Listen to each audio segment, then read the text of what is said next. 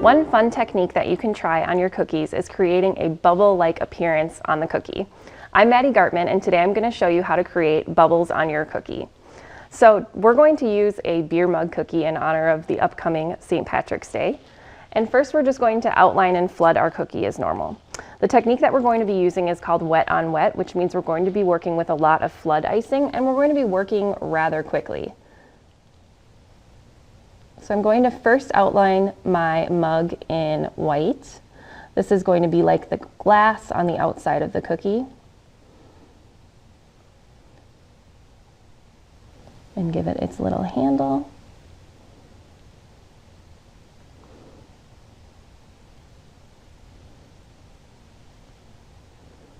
And we're not going to worry about the top of the cookie right now.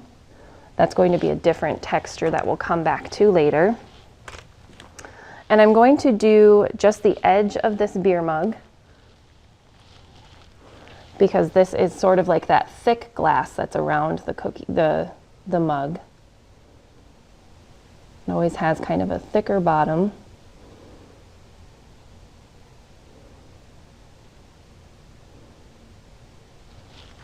And I'm going to go ahead and flood that right away.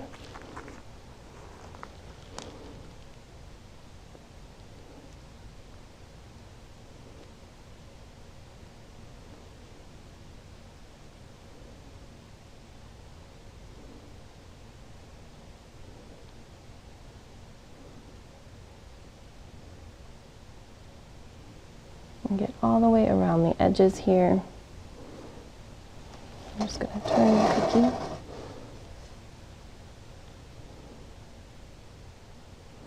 And we're not going to let this dry at all because we want it to all look like one seamless pattern on the cookie. So I'm going to go ahead and take, this is goldeny colored icing to look like the actual beer. This is great for like a wine glass, or if you were doing like a soda pop. This technique is perfect. I'm just going to flood the whole inside. And like I said, I didn't want it to dry in between the two layers because I want these layers to kind of meld together.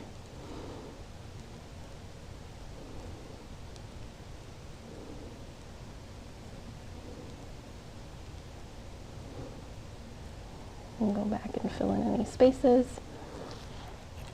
I'm going to give the cookie a little shake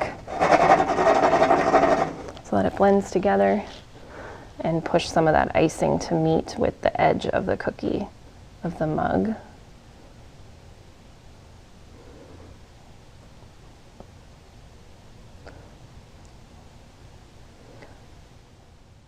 Okay, now here is the fun part, how we create the bubbles. We're going to use our white and our yellow icing, and this is our flood icing. Go ahead and flip it. And we're going to place the bubbles where we want them. I want one down here, kind of a bigger one, and as they float to the top, they get a little bit smaller, and then a couple more down here.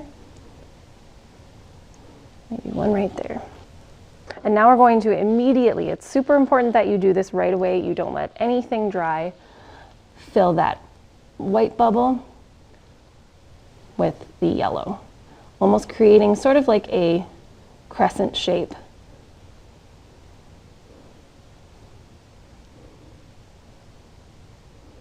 And then once it dries, it all starts to flatten out. And we have this really cool bubble-like effect in our cookie.